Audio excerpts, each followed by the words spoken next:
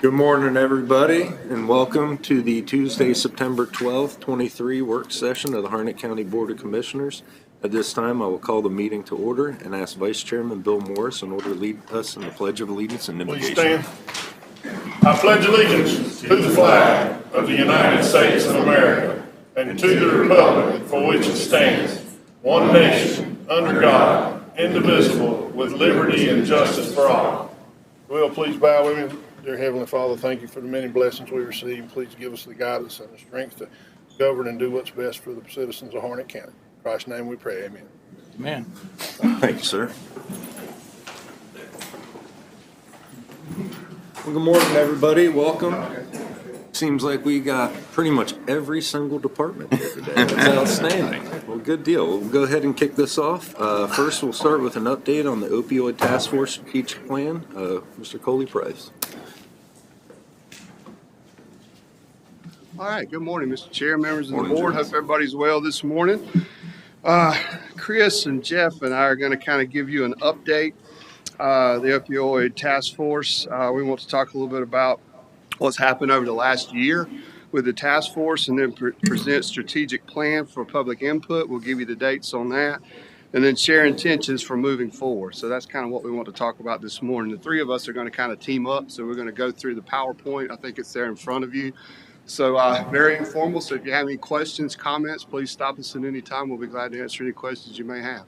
First of all, thank you for your support of this. This has been a passion of us as far as the task force, the Reaching Rural Committee that we'll talk about, and then bringing the community together as you'll see what's happened over the last year. So let's get into that and we'll start with the updates. Okay, so what this is a timeline. And it's kind of interesting that today the task force is 1 year old. So we're going to kind of go back and show you what's happened since September 12th of 22. And I'm going to ask Chris to come and share the comments about how all this started. Yes. Good morning, board. And as we've gone through this exercise, it's realized that we have accomplished a lot over the past year. We've done a lot. I understand that there's a need to spend money and tackle this, which we are, but we obviously want to be strategic about it. But again, just want to go over everything that we've done in this past year. So beginning back in April of 2022 is when this all got started, and that's when we entered into the MOA with the state of North Carolina, spearheaded by the Attorney General's office, in which we entered into the first settlement for the opioid crisis. So if you all recall, that was about $6.2 million that was coming to us. Subsequently, we're getting another $5 million settlement. So over 18 years, we will be receiving a little over $11 million to help tackle this. Again, it's great that we're going to get that money, but it's just realizing it's over 18 years. This is an expensive problem to take on. So that's why we wanted to do this strategically, because we need to plug in other funding sources to be able to really tackle this issue. So after the MOA was entered into in April, in that summer of 2022, we started receiving the funds, and at which point Coley and I began engaging stakeholders, informing that opioid task force to decide how to best use these funds. And just for an update, let you all know that so far we've received $1,252,000 and $497. We have accrued $19,000 in interest. If you recall, so far we've allocated $215,000 for a jail reentry navigator position, which we'll talk more on here shortly, but just giving you an update on what we've received to this point. Turn it over. Thank you, sir. So that brings us back to a year ago today. We formed our first task force meeting, and we kind of were listening and feeling about the community, about who need to be on this task force, and things kind of fell into place as far as the year went along, as far as more people wanting to be a part of this and engaged in this. So we had a very good kickoff meeting. I can't thank the Sheriff's Department enough, Sheriff Coates, Major McNeil, Captain Armstrong for all their hard work of putting this and bringing this together. We've had the Harnett County Administration right here at a jewel in our backyard is Campbell University. Can't say enough about what they've helped us with the data. Dr. Tillman, Dr. Agnella, and a number of other folks that have helped us with different types of interviews and gathering the data. emergency management, that we'll talk about in a little bit, health department, social services, faith-based organizations that we'll key on in a few minutes about harm reduction, mental health treatment facilities, and drug treatment facilities. So that's kind of the initial start of this. So I guess we probably have, about 8 or 10 folks to kind of start off about a year ago. And that number now has rose to about 25 to 28 that's on this task force that we have engaged throughout the year process of September. So we had another meeting on October 20th, just trying to kick this off a little bit more, getting more people engaged. 3 or 4 people came on at that time. And then we were sent out a invitation to a Reaching Rule initiative. You've heard us talk about that many times. There's 7 of us that are on that. We did get accepted to that. We were one of only 8 counties in the United States that got accepted to this initiative. It has been a tremendous asset for Harnett County, just going nationwide, looking at all the resources and everything that people, we have coaches that we meet with once a month, and we have sessions that we go through. We have 3 in-person meetings that we do. Our last one is coming up in December that we'll have to do a presentation. But the grants, the resources that they have available has really helped us tremendously. That was kicked off in December of 22. So that leads us into the MOUD programming for the jail, and I'm going to ask Jeff to come and talk a little bit about that. Good morning. So right there in December, we had started looking at how we can implement MOUD in the sheriff's office and the detention facility. This is a problem that we're not going to rest our way out of. Sheriff Coates asked that we try to come up with some different solutions, and we were looking at some models that other agencies were doing, and MOUD was one that was on the forefront. So in doing that and going down that path, we ended up partnering with Vital Strategies, which is a technical assistance group, and they have been working with us since December on implementation of MOUD, and step by step. I have a standing weekly meeting with them. It consists of the Sheriff's Office, Vital Strategies, technical assistance, and when they are able, Sandhills has a representative on board meeting with us weekly.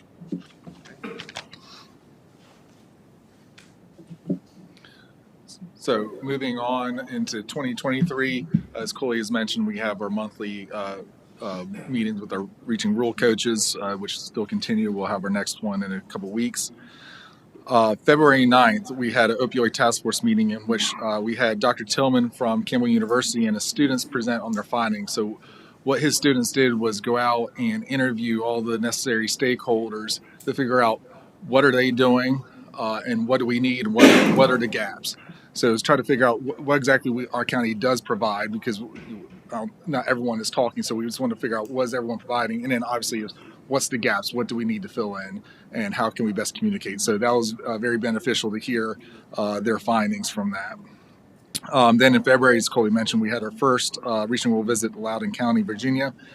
This was a chance to have a leadership meeting to figure out how to best proceed with the task force. Learn how to best engage stakeholders. Who are we leaving out? It was a good chance to talk to the other counties who are involved to see what they're doing, their resources, their struggles. Got to hear from technical assistance individuals and other funders to get an idea of what grants are out there and what do we need to pursue and who does what. So very informational. It was a great kickoff to the Reaching Rule. Yeah. And then March 27th, our partners at Campbell University, Dr. Agnello, came and did a presentation talking about the current state of opioid problem in Harnett County. Had all kinds of data, facts, what it is, how it works, kind of the good, bad, and ugly of the opioid epidemic of what we're seeing here in Harnett County. Did an excellent job. We were able to do that in person and online. So that went extremely well. I think to Chris's point, the cool thing about what happened with the task force is that we brought everybody at the table. Everybody means well, but we were on islands. So now we brought everybody together. We're sharing ideas from the 911 call to treatment centers to the hospital administrator to having the DA there, the court system, and understanding that whole process. So that's really been really neat as far as what we brought together with the task force.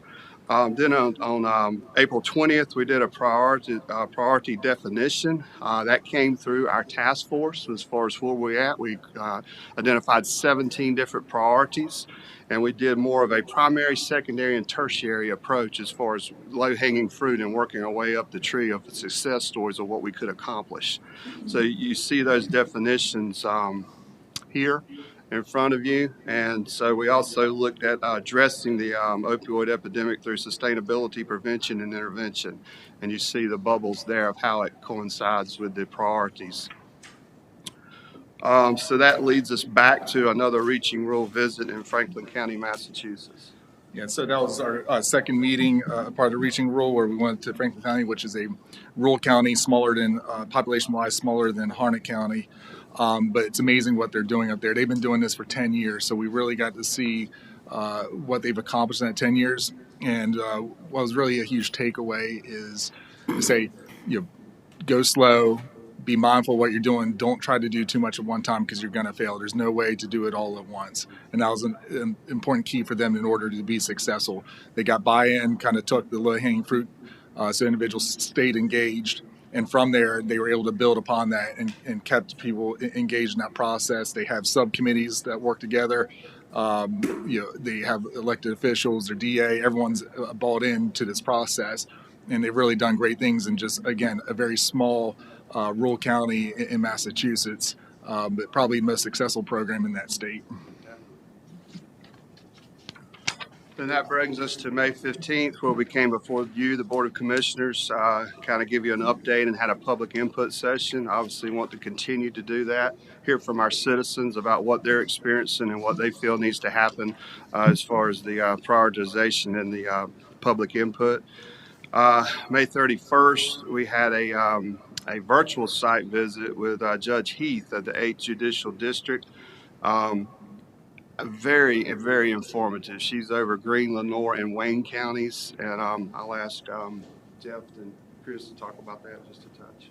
Well, on the 8th Judicial District, we were able to hear generally about their program, their drug treatment court, the peer support, housing, transportation services that they offer. They've teamed up with a nonprofit that helps employ some of these individuals and help in construction type business.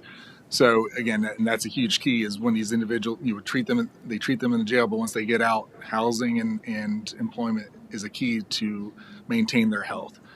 So they have a program that assists in making sure that they do have stable housing and that they have work and continue on their care outside of jail. So that was really beneficial to hear from another county in North Carolina that's been doing this for a number of years now as well.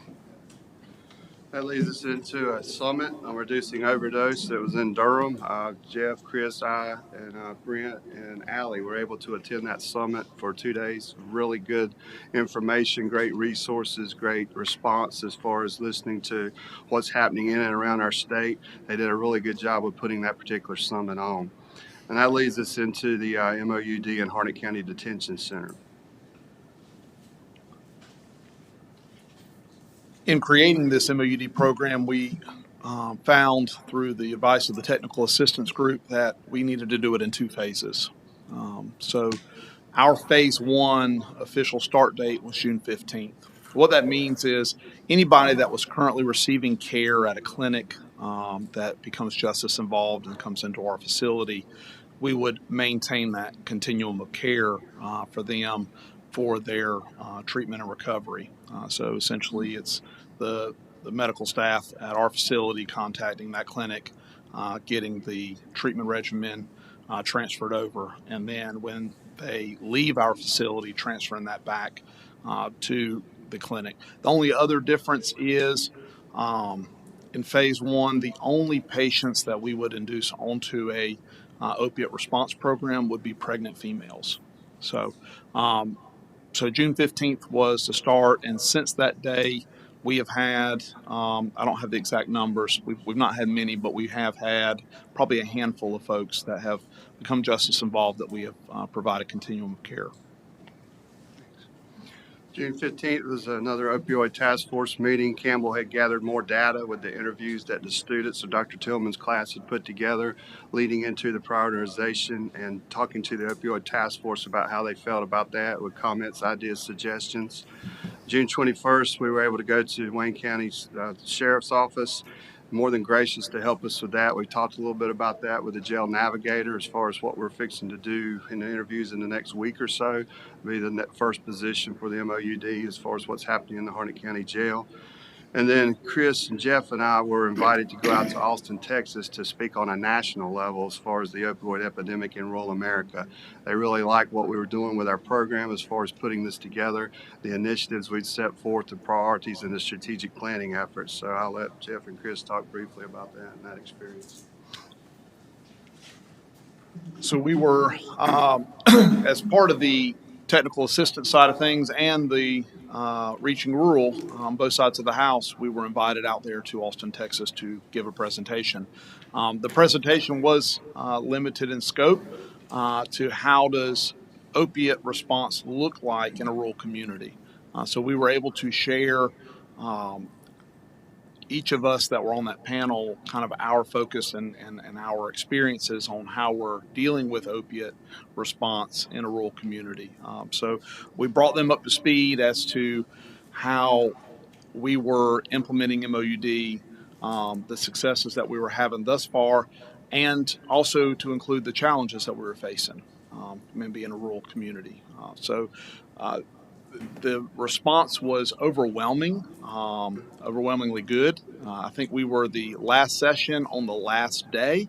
We had, probably over 100 folks attend that session, and then half of them stuck around afterwards to engage and ask follow-up questions. It was a really good experience. In that picture there, to the right of me, or the most left part of that photo, is Major Bazemore, and he is my technical assistance coach during this process that we're going through. Yeah, talk a little bit about building bridges. So, just like Reaching Rural was an initiative, a COSUP opportunity has come up for building bridges, and we looked at that. We did get notification through Reaching Rural as well as some other outlets that this was publicized. So we looked at it. It is a program designed to help with jump-starting and facilitating MOUD. So we're fixing to complete one initiative, and we have applied for another one. While it doesn't say it, we anticipate there may be some funding tied with it. So one of the things that we've learned through Reaching Rural is figure out the roadmap that you want to go on and start building a process and planning for a program or planning for where you want to be, and then seek out funding that can match that roadmap. So building bridges is one of those multidisciplinary initiatives that we're going to apply for. We have applied for. We're waiting to hear back if we will be accepted, so that we can continue the best possible MOUD program that we can have here in Harnett. Yeah, and then another part of this is the expansion of the community paramedicine program that Larry and his folks have started. We'll have Larry come up and provide an update hopefully next week on how that program is going. But the whole idea is to expand it to include opioid use disorder. So 2 individuals who from the EMS side do this full time now. They do follow-ups for individuals to maintain that contact and ensure that they get the services that they need. So this is another part of the tackling the issue that we're handling right now as we develop this plan. So we got the jail part of it just involved, and we have these other individuals who are not just involved who need the help through, and EMS is assisting them. But look forward to that update hopefully next week. So.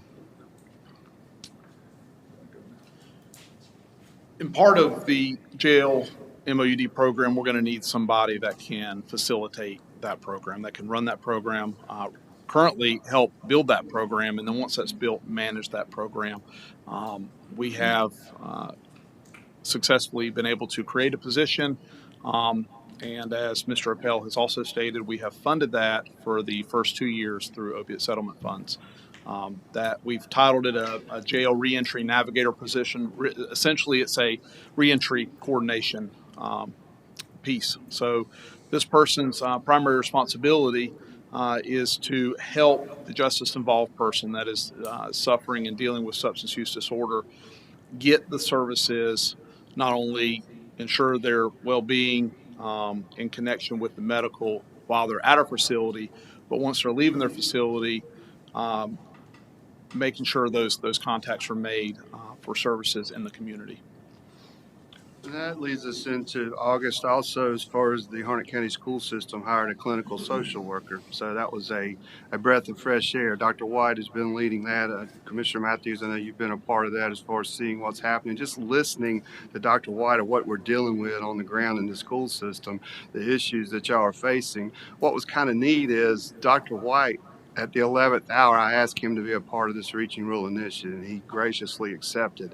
And he's the only one in the whole initiative that's in the school system. And Reaching Rule thought that was a great idea as far as where we're at, teaming up together with the county, the school system, and then all the organizations in between. So I really appreciate Dr. White stepping up in that role.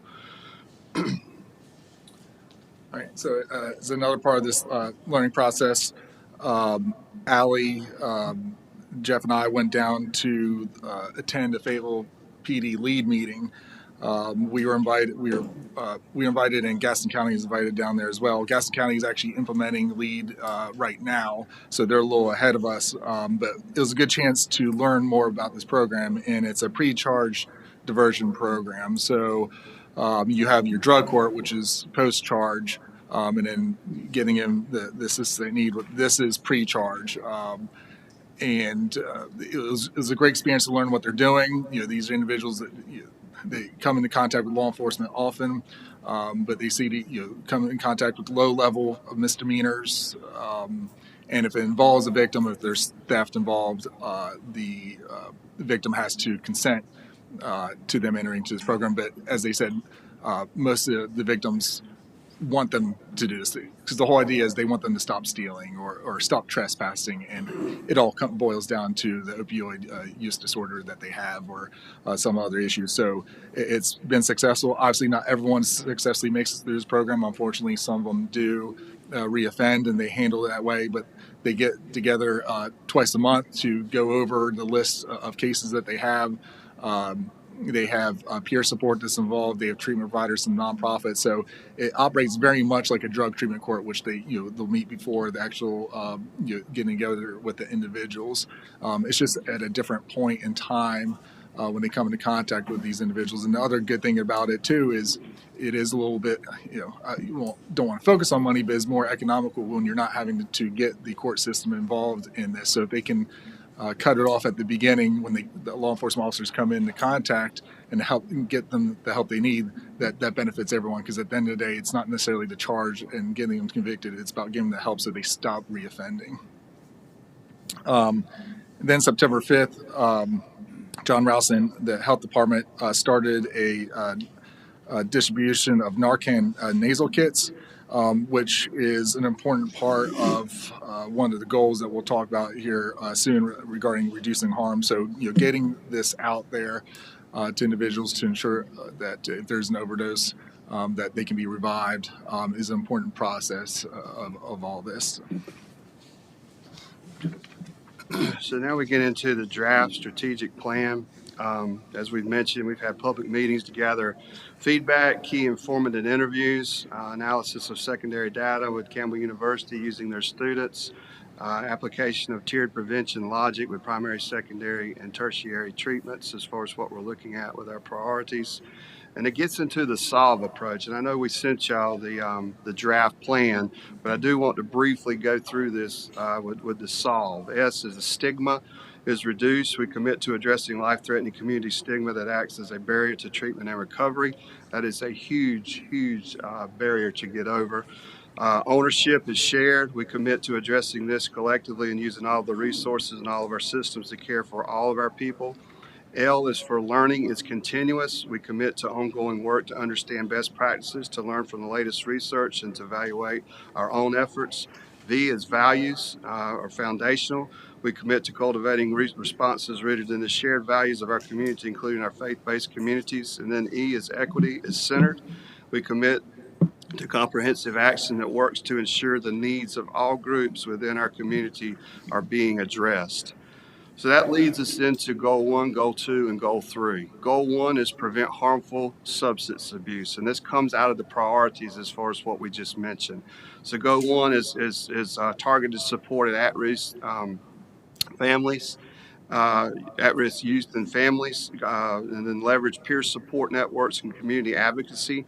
That's led by incorporation of parent advocacy groups and individuals with lived experience. We have talked to many folks in recovery about where they're at, what they're dealing with, what they'd like to see, understanding trading shoes with them as far as how to get clean and to move forward in today's society. And then engaging faith-based communities. You've heard us mention that numerous times. We do feel that is a big key as far as education and stigma reduction. And I'll let Jeff talk a little bit about goal 2 with supporting treatment and recovery. The second goal, as it states, support treatment and recovery. A lot of this deals primarily with the justice-involved individual, and so adopting treatment models for those folks is critical. Chris and I had gone to the LEAD program. That's one model, right? MOUD is another model. There are treatment courts that different counties are running. That's another model. So these are a snapshot of what the different models are, and one builds on top of the other. The second goal or second strategy here under goal 2 is enhance healthcare networks to improve continuum of care. A detox center, right, or outpatient treatment facilities, which we currently have in the county, help improve that continuum of care. Equip primary care providers and ability so that they can more effectively manage MOUD. Establish post-overdose response team. We're already doing that, right? We've heard that the EMS folks are doing the post-overdose response, and they're, providing that care. Increase access to behavioral health and MAT and MOUD services is the third one there. And then the third strategy under goal 2 is develop community supports for recovery. How does transportation look? How does transitional housing look? How does workforce look? How are we able to put the justice involved or the person that is suffering from substance use disorder with their best foot forward so that they can have reentry into the community, make the recovery better, and now be self-sustained. And then that brings to goal 3, which is reducing harm. So 3 strategies in there is universal access to naloxone. We want to ensure availability in all schools because, again, this problem is in the schools. We can't put blinders on. We know it's a problem. So part of this is needing to do what we need to do in the schools because there are individuals who are suffering from this. It's exploring distribution through community networks. Make available to individuals who are released from jails as part of this program that they have it, and along with overdose prevention and response training. So it doesn't just end, it starts in the jail, but there's a lot that goes on once they get out of jail. Strategy 3.2 is improve health and safety for substance users to develop and distribute locally adapted health and safety kits, provide technical assistance to community organizations to establish syringe service programming. And strategy 3.3 is eliminating accidental exposures to drugs and paraphernalia. So, conduct messaging campaigns to prevent accidental exposures, increase opportunities for safe disposal of needles and paraphernalia. So all together, all 3 goals are the way to tackle this problem. And then you have the initial timeline checklist, with your plan that we sent to you. I'm not going to go through that, but we do have this outline as far as each quarter about what to expect. Obviously, any plan can change at any time. We're aware of that. So you can look at that at your leisure about kind of the initiatives about what we're trying to accomplish. And then that leads us into our future progress. So acquiring knowledge and resources from other organizations. We talked about Wayne County, about the sheriff in Wayne County reaching out to us, and that really helped us, I feel, as far as putting this MOUD into our system. I really appreciate the efforts there. McDowell County and Avery County at the conference that I was at with Commissioner Weatherspoon, Commissioner Matthews, sat in on that session. 2 rural counties in western North Carolina are doing amazing things. They have a reentry housing project. They have a Freedom Life program. And we're going to go meet with those folks and kind of see how they engage that. We realize we're lacking in that, and that's something I think we need to do a better job of. So I'm excited about that opportunity. Chris has talked about the LEAD program in Fayetteville, and the NCACC actually hired a director, Nidhi Skachdeva, that we've had numerous conversations and meetings with, and we appreciate the Association of County Commissioners stepping up in this worthwhile venture. So moving forward, seeking feedback on the strategic plan, we're looking at having another public input session for our citizens on September the 18th at 6 p.m., which will be your board meeting. Present the final draft to the Opioid Task Force. The next meeting will be October the 19th at 2 p.m. And then request adoption by the county commissioners in November if y'all are comfortable with what you're seeing. So that's kind of where we're at. We talked about the 3 main goals. We hope to hear back from Building Bridges very soon. As Jeff mentioned, another initiative that will do nothing but enhance where we're going. The MOUD Phase 2 is in late 23, early 24, jail reentry navigator, and then peer support. And then our final presentation, the Reaching Rule, will be in Loudoun County, Virginia, December 5th through the 9th. And so those coaches that are helping us now put together grant opportunities with our plan that we're putting in place. There's different grant opportunities that we're looking at right now to help fill those gaps as far as the settlement dollars. And then quarterly updates on Opioid Task Force and strategic plan implementation. First of all, let me thank each of you for your support.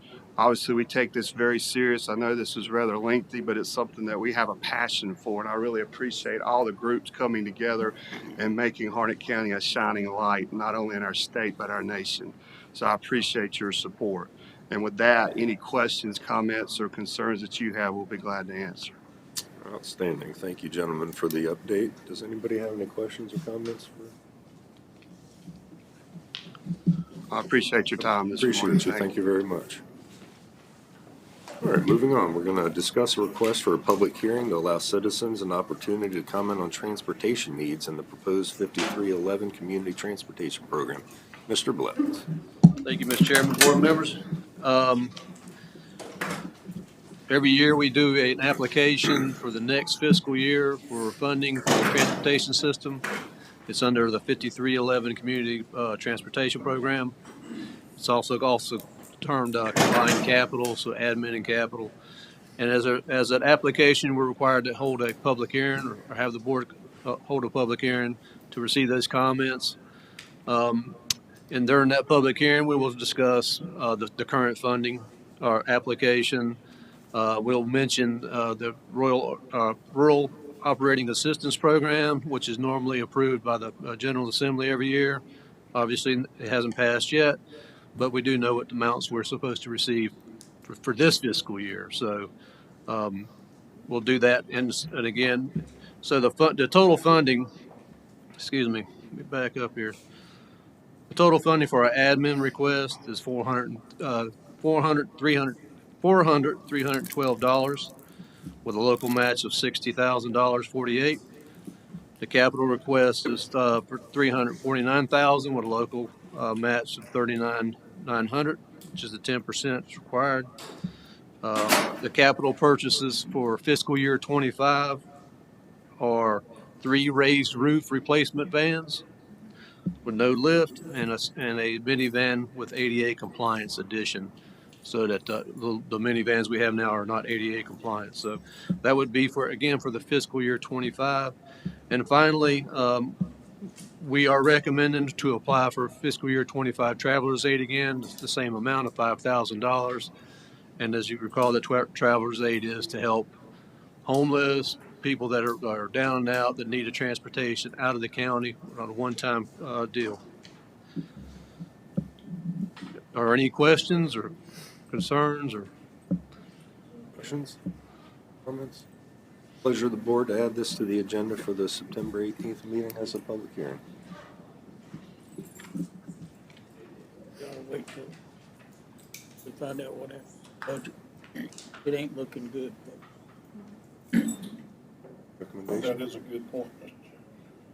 Chairman. News as we caught last night. Agreed. So would you like to go ahead and table this to a future time?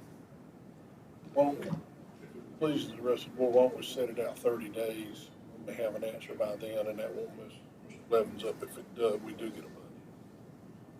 Would you like to put this for the following regular meeting? May I interject, please? Yes, sir. Fiscal year 25 application. I mentioned ROPE for fiscal year 24, but it is not part of the public or our application for fiscal year 25. We have a deadline of October to apply. We're not applying for ROPE for this year. However, we will be bringing a ROPE application or, the application, agreement on your first October meeting. They'll allocate the money for ROPE fiscal year 24, and we'll go through the agreement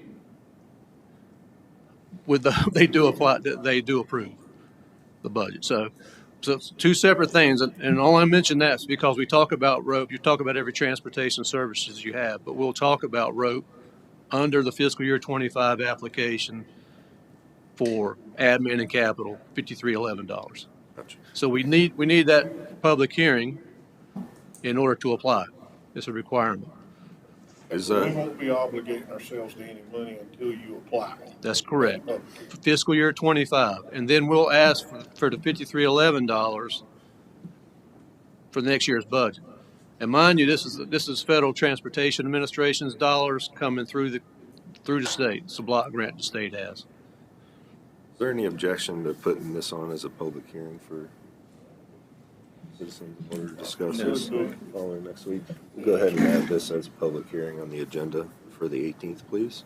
Thank you Thank you very very much. much, sir. All right, moving on. Item 5, discuss the award of a contract for the 2026 reappraisal. Ms. Christine Wallace, good morning. Good morning. So today I'm here to request an award for contractual services regarding a walk-around reappraisal for the 2026 reappraisal year. A request for qualifications was advertised in the local newspaper by statute. Invitations were sent to all 13 registered firms for reappraisal with the Department of Revenue, and a request for professional services was posted on the Department of Administration's Hub solicitation website for minority and female-owned businesses. We only received 2 bids for this RFQ, and in the request for qualifications, I looked for a reputable firm with prior county mass reappraisal experience with a preference for completion of multiple reappraisals in the same county, with a reduced number of field appraisers in the real property division of the tax department. It was also a priority that a reappraisal firm submitting these qualifications have prior experience in completing a reappraisal using the same CAMA software that we use here in Harnett County. With an addition of 6,000 parcels and counting since the last reappraisal field work began in 2019, a highly experienced reappraisal firm is imperative in ensuring a fair and equitable assessment of the property here in the county. Vincent Valuations is a well-respected leader in the appraisal industry. They have completed numerous appraisals in Chowan, Allegheny, Wake, Watauga, Pamlico, Carteret, and Chatham counties, and have completed several projects in 27 counties, including Mecklenburg, Robeson, Dare, Forsyth, Guilford, New Hanover, and Vance counties, just to name a few. Vincent's firm is committing to providing quality services and understands the county's desire for a walk-around reappraisal, meeting important county deadlines, adhering to an extensive public relations campaign, and following the stringent industry and appraisal standards. Therefore, I'm requesting an award for contract for the 2026 reappraisal to Vincent Valuations, the amount of $2,036,300. Thank you. Any questions? Questions or comments from Ms. Wallace? Mr. Chairman, I can't speak for my fellow commissioners, but I have had a lot of complaints various parts of the county over the last reevaluation that was done. I'm not saying I totally agree with all the comments, but perception is a big part of it. And the general perception that I've gotten is that the population doesn't agree with the last revaluation we did. And I think to turn around and give it a contract to the same company for the next reevaluation is sort of sending a message that we're not listening. So I would make a motion that we have staff go back out for, and solicit other bids. I can't believe a county like Harnett can only get 2 companies that apply. I don't understand that. But that's, I make a motion that we go back out for another round of, or, with an RFP. Second. Could I speak before we make the motion? Well, I have a motion and a second, but this also isn't a voting meeting, so we'll go ahead and I'll open it up for discussion. Go Okay. ahead, Ms. McCoy.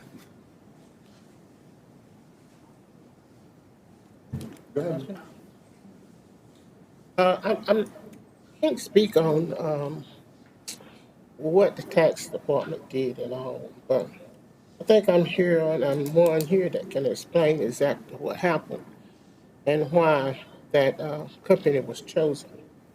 I was here. The reason we chose that company is because Harnett County had not done a reval in 8 years. Now, the procedure for doing a reval is every 4 years. Since we didn't do it the 4 years, it was agreed that when we did do it, we didn't want a company within this county, a county area, doing the reval simply because we knew it was going to cause some problems. Because 8 years, people do gain more property, and some may not gain more property.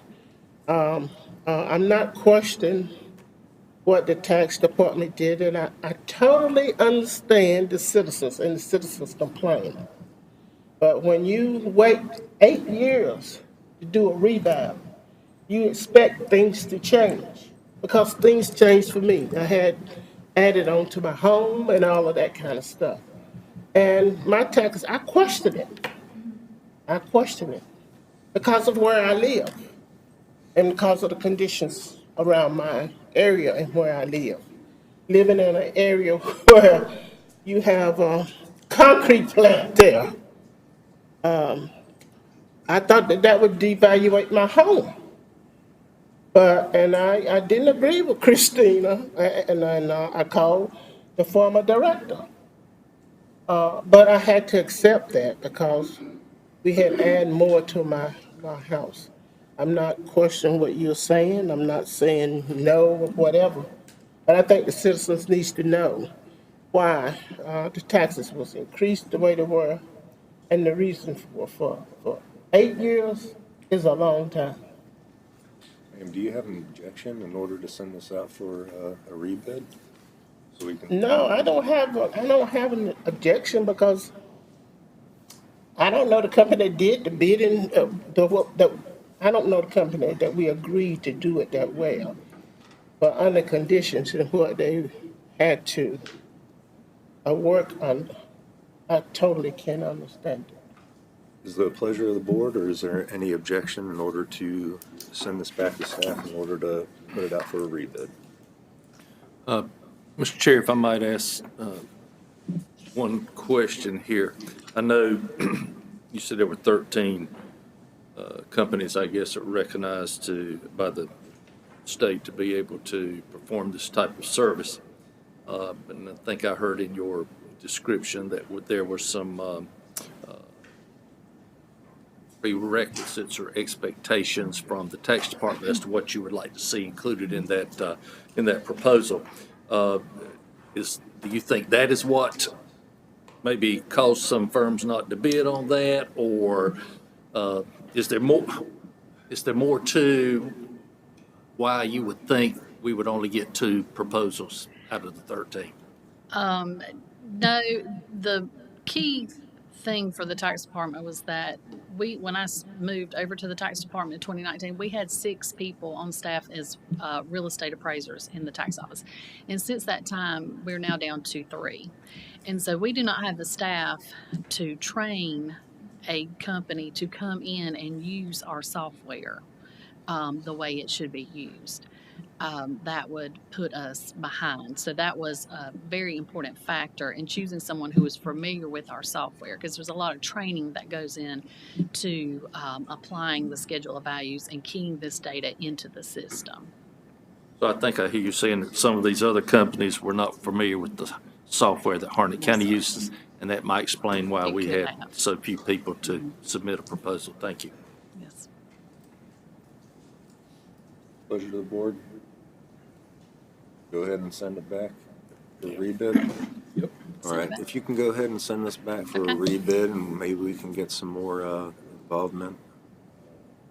Other firms, please. We'll do that. All right, thank you so much, ma'am. And you are up again I to am. discuss a request regarding late applications received for elderly, disabled veterans, and church exclusion. There are actually 3 items within this. The first one is for elderly and disabled persons and disabled veterans. So this is a non-reval year, and the Board of E&R has adjourned from real estate matters. So I have to bring this to the board for either approval or denial of these applications. We will probably have another work session in the near future to do this as we continue to receive late applications. I cannot deny an application for being untimely. It has to be presented either to the Board of E&R or to the Board of Commissioners.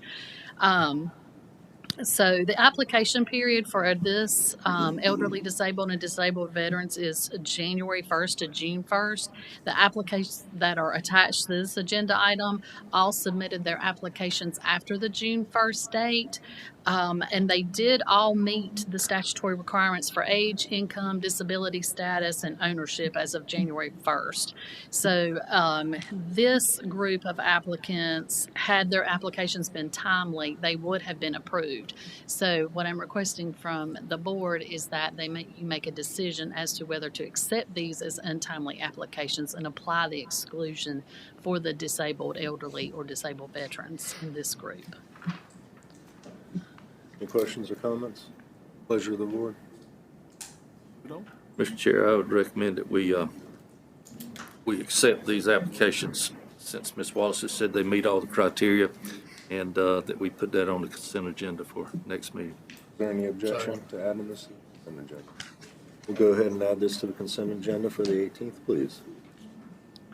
The next applicant was a church in Dunn that was they are actively engaged in religious activities, and they too had submitted an untimely application, but had they been timely, the application would have been accepted. Questions, comments? Pleasure of the board. On the consent agenda. I have a question. Yes, ma'am. Are you saying that they send in application late? Yes, ma'am. These are all late applications.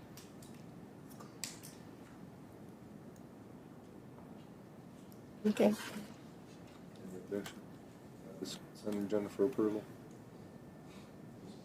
No, I don't have any. We'll go ahead and add this to the consent agenda for approval next week as well. Right now, I have a quick question real quick Yes. while we're on this. Is this something that has to be filed annually, or are these individuals, once they file and they're locked in, they're locked in? This is for a the one-time duration? application. Okay, outstanding. Okay. Should their ownership status or income status change, then they would be withdrawn from the program. The last one I have is for disabled veterans. This group of 8 veterans submitted their applications untimely after the due date, but they, as of January 1st, did not meet the requirements to receive the exclusion for this year.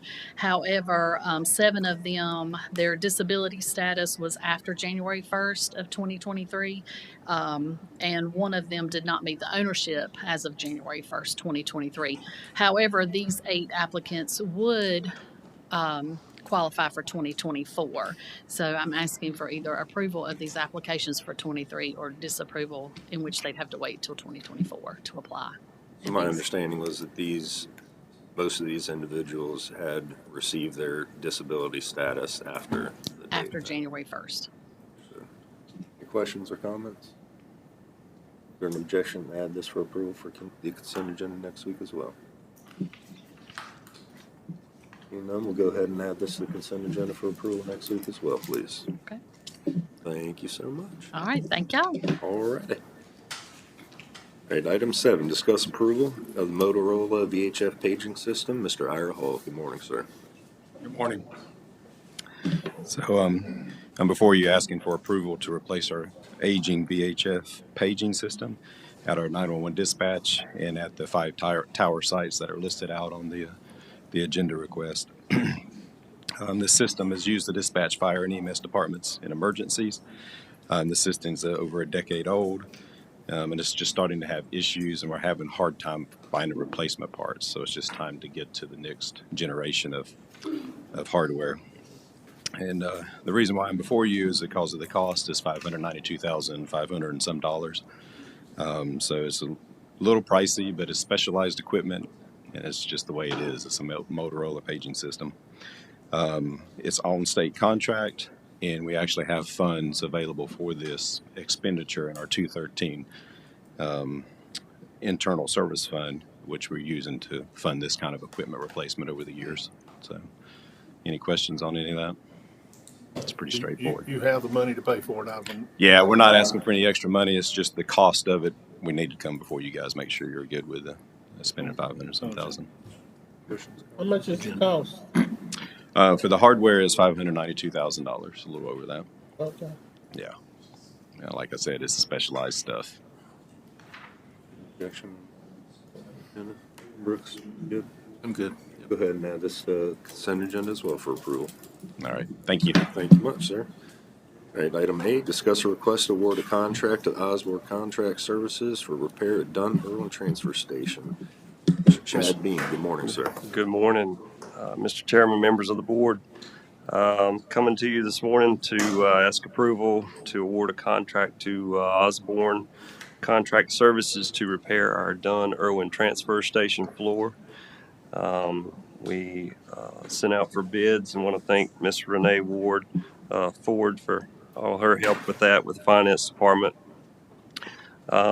Bids were obtained through the proper procurement process, and after we checked all the references, our engineering firm reviewed all the submittals, and based on the extensive experience of this contractor, we are recommending that we approve a contract with them to move forward.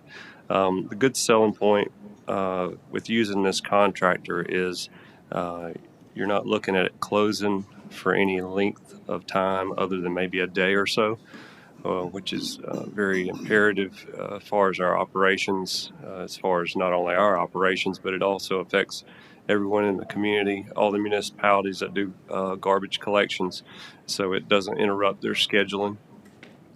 So that is a very important selling point that this company provides.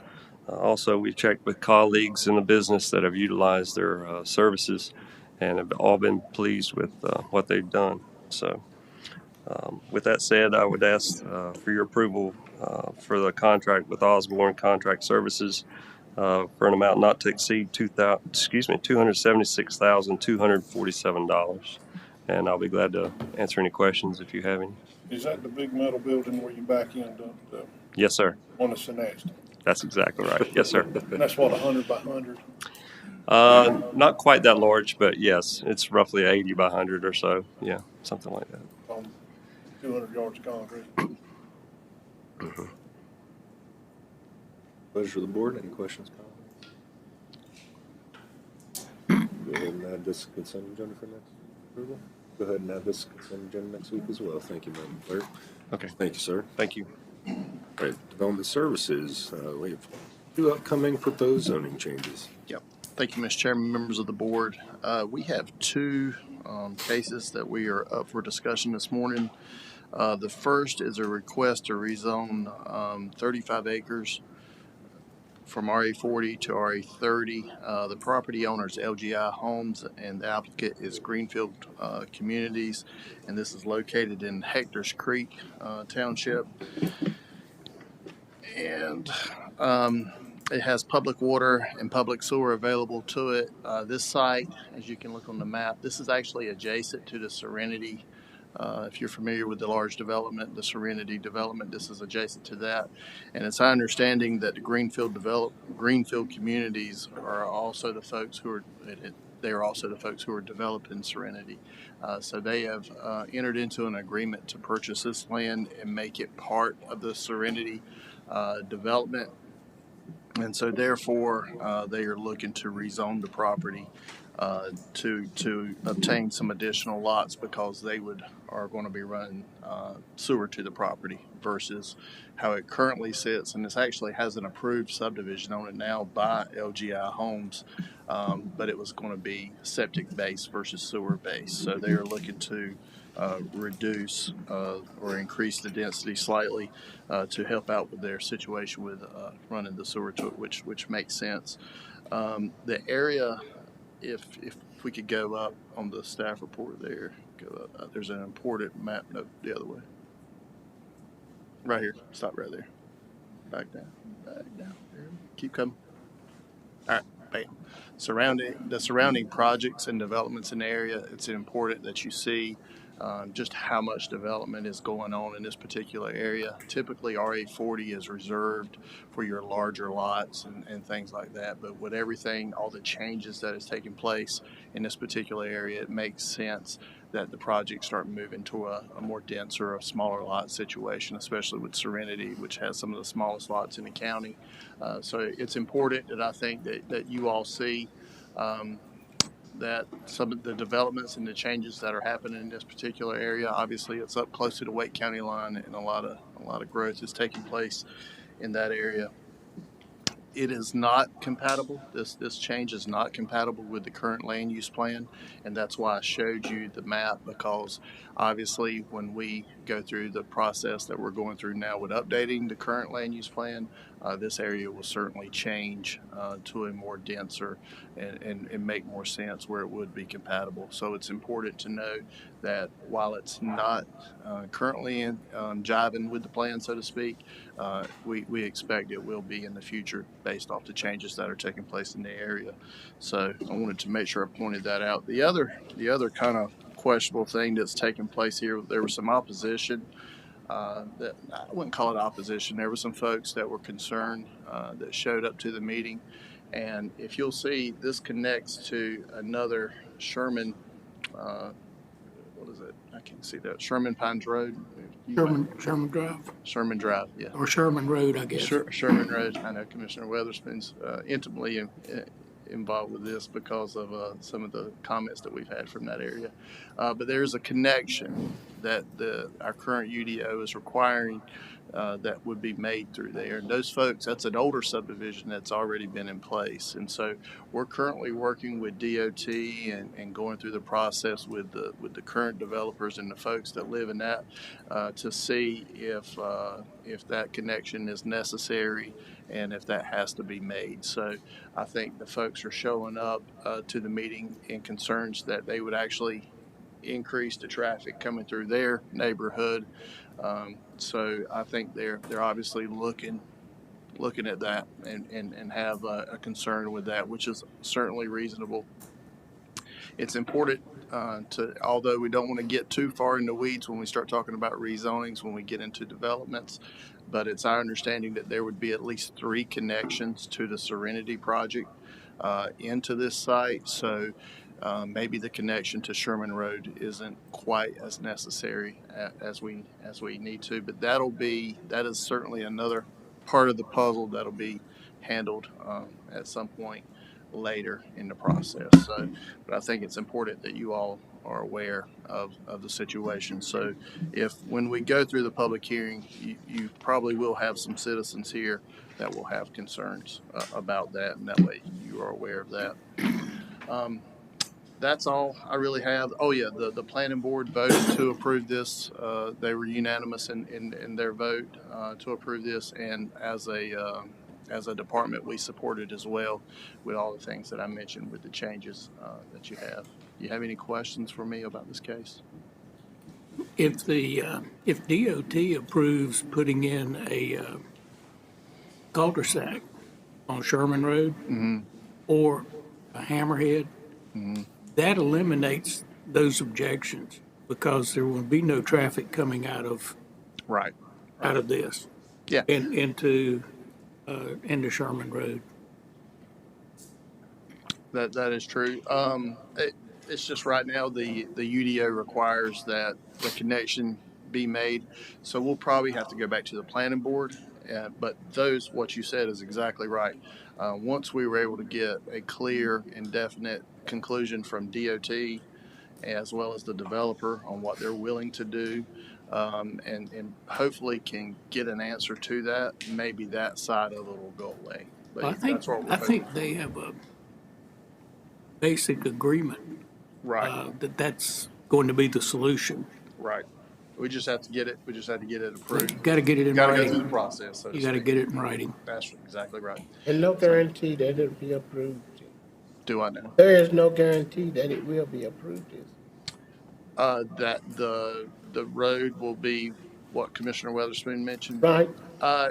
There's no guarantee at this point, unfortunately. Well, not. But we're closer to. They've got a verbal agreement already. Right. They A just don't verbal have, agreement. well, they don't have it in writing yet. With but the they number will. of houses that's been built in that area, and they're stacked on top of each other. It's huge.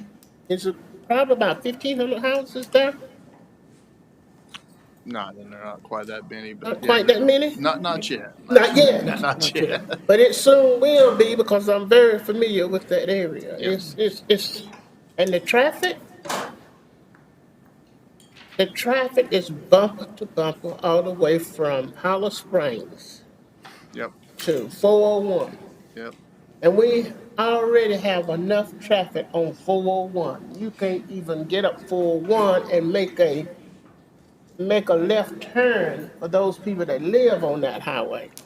So it's something we can sit here and we can make all the decisions, but you got to think about the citizens that lives in these areas, because that used to be what you call a countryside.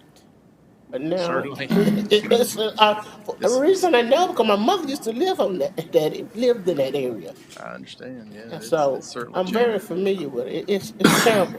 Go out, even on Sunday. It's bumper to bumper. I agree. It's better than going through Fuquay. I don't know. No, I do. I don't know. I travel that road. No, I don't travel both of them. Yeah. We're certainly aware of that. And honestly, Jay and I were talking this morning how we are rapidly moving to a situation where we're going to have some type of transportation planner or engineer on our staff to help us maneuver Absolutely. through all these, because the next case I'm about to bring up is going to have very similar things. And I'm sure that everything that we talk about going forward is always going to have a transportation component to it. And I think, we're growing up as a county, and it's time that we have to look into those things and take them more serious, because we're very dependent on DOT because that's how counties work.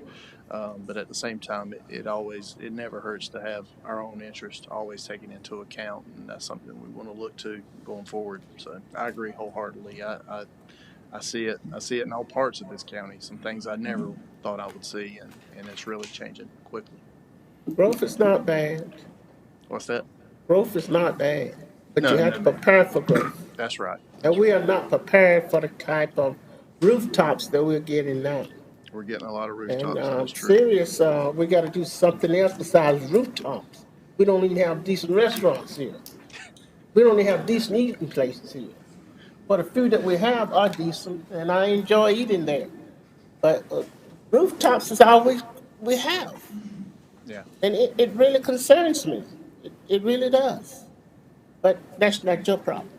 Well, it kind of is. Well, unfortunately, the old saying is you gotta have a lot of rooftops. You gotta have a lot, you gotta, Build it, they will come. you gotta have a lot of Is there any rooftops. other questions or comments regarding this case? The pleasure of the board to add this for a public hearing next week. Commissioner, Agenda. Commissioner, or Chairman Nickel, I was gonna wait to the end, and I still will. We had a little snafu that took place last Friday where our clerk, she forgot to properly advertise both of these cases. And so they can't go to the upcoming, to your board meeting on Monday. They'll have to go in October. But I spoke with Brent. He felt like that it was important for us to, since we were already kind of going down this road, for us to go ahead and make the board aware of the situation. I've called the applicants on both cases, and I'll explain the next one a little bit more detail, but they're fine with it going to the October. And it may give us an opportunity to work out some of these things that we mentioned on this Sherman Road too. So not all is lost with that. So. And we certainly apologize. I know Teresa in my office feels terrible. So we're going to go over these now, and it'll be fine to put these on the agenda for October 2nd. Yeah, we're going to go Actually, over now. October 16th. October 16th. That way, the planning board will they'll also hear cases at the first meeting on October 2nd that they have, and then any cases, and there is one that is related to This case. one of the current cases that you're hearing about today, so they would end up hearing all of them basically at the same time. Okay. Because it was delayed, it was tabled to bring back for the October 2nd meeting that they have, and that way it'll end up being held at the same time if everything works out right. So, and thanks to the coordination, it appears that the applicants are okay with the delay. It won't affect them in any adverse way. So we'll have it on October 16th. Also, that way we keep our standard practice of having them in the evening, which allows people to be able to attend. If we were to have it October 2nd, there might be a hardship for someone to attend the public hearing. We felt it was better to move it to the October 16th meeting. Understood. Outstanding. You want to go on with the next case, and then we can discuss about putting these on for the 16th. Okay. Like I said, I apologize. All right. The next case that we have, as the manager mentioned, this is a kind of a three-part case, or two applications is how it came to the planning board last month. This case is the one that was approved by the planning board, so it made it to this point. The other case was actually tabled by the planning board, and so it's going to October anyway, and that's what the manager meant by they're going to have to be there next month anyway. So that was the thought process with that.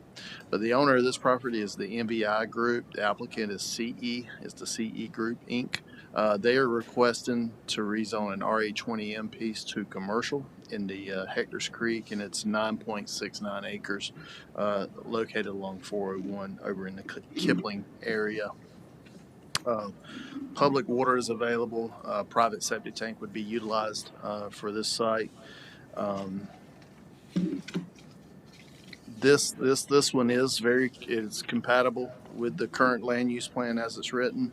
It is the employment mixed use area and rural centers, so it makes sense for this site to go from RA20M to commercial.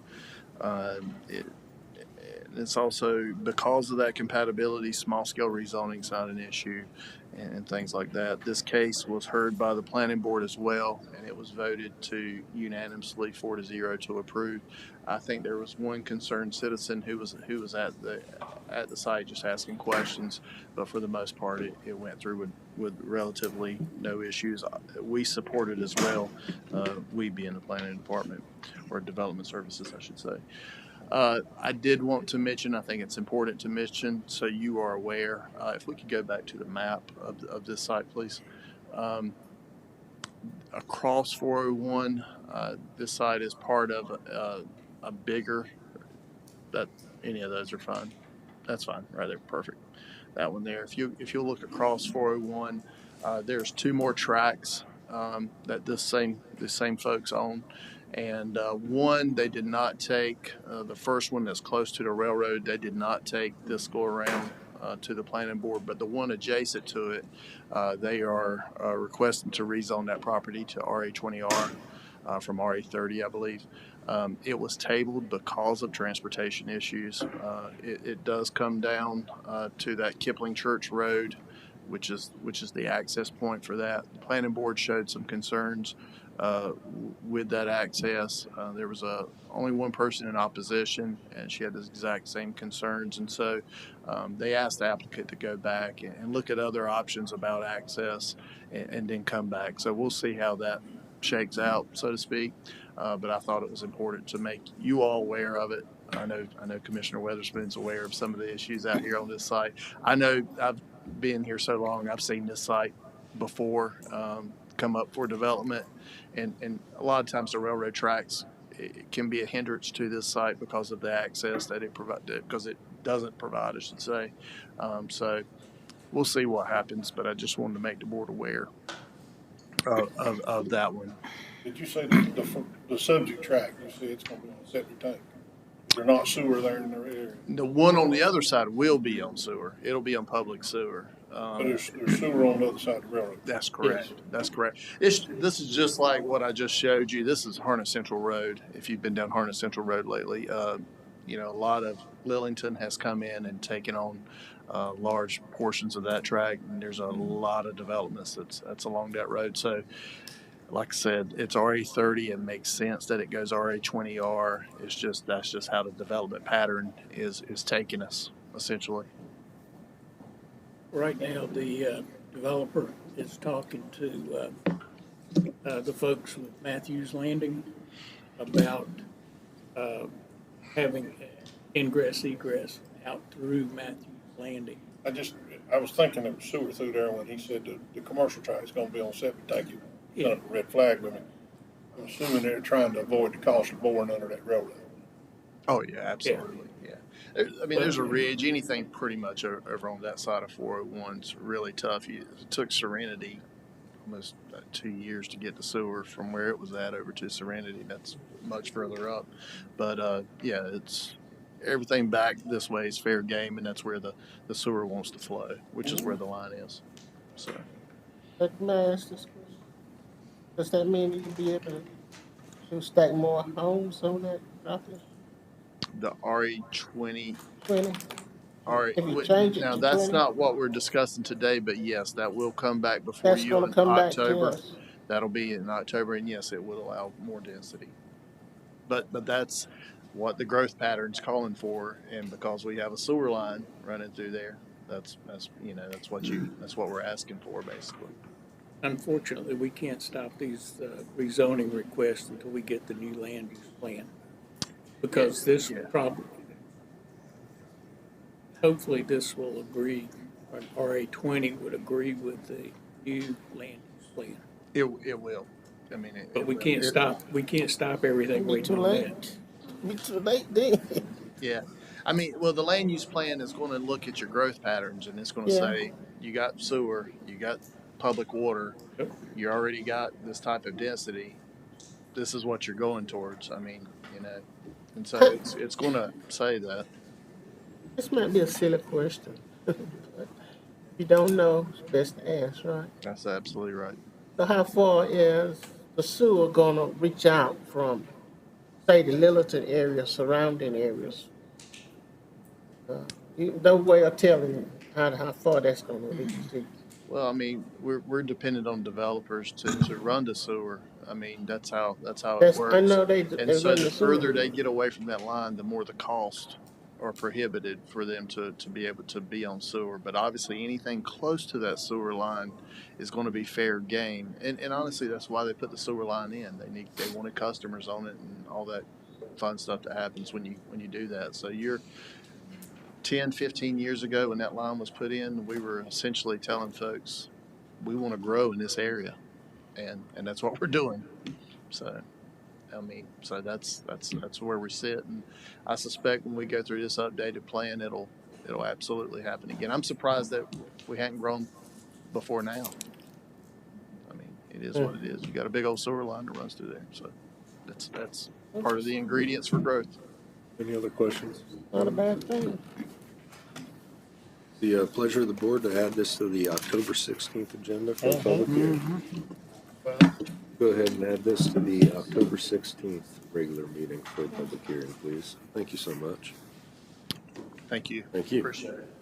All right, item 10, discuss a request to approve the final nonprofit funding agreement for the state appropriations for Carver Creek State Park. Ms. Allie Fouts, good morning. Good morning.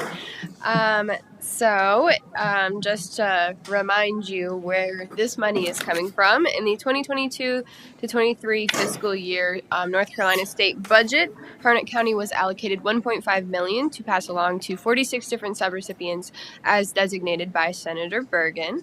Approval of the funding agreement before you today will allow the NC Department of Natural and Cultural Resources to receive their designated funds to build a Harnett County entrance to Carvers Creek State Park.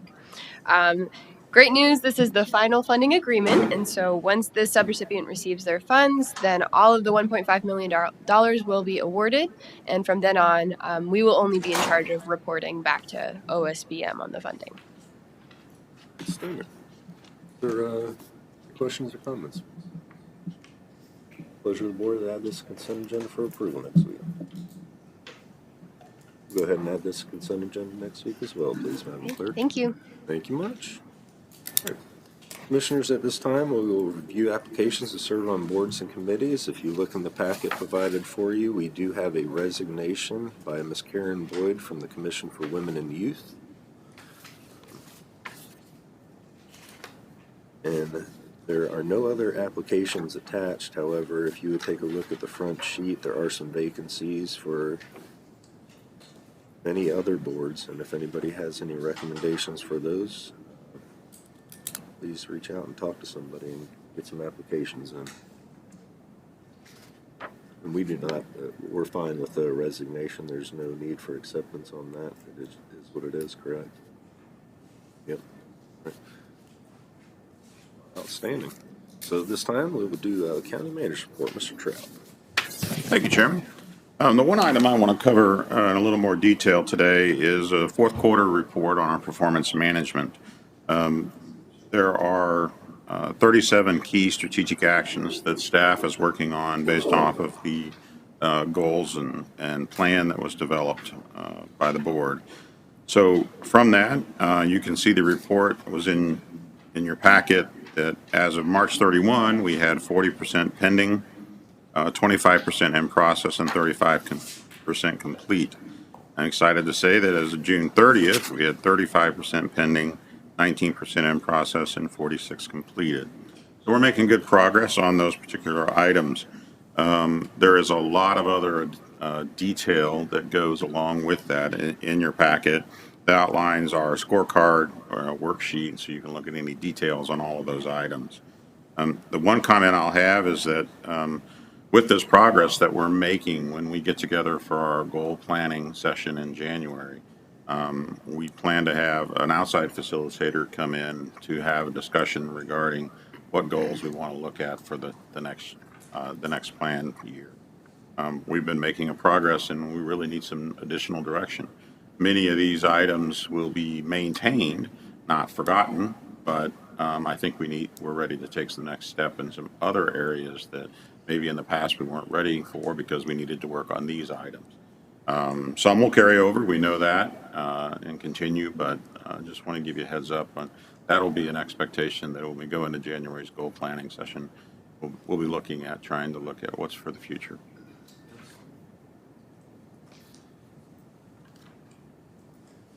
That's all I have, Chairman. All right, do we have a need for closed session? No. All right, I'll entertain a motion to adjourn. I'll move. Mr. Chairman, I make a motion that we reconvene as the governing body of Northwest Water and Sewer District. Here, I have a motion and a second to adjourn the the work session. At this time, we are adjourned. We will be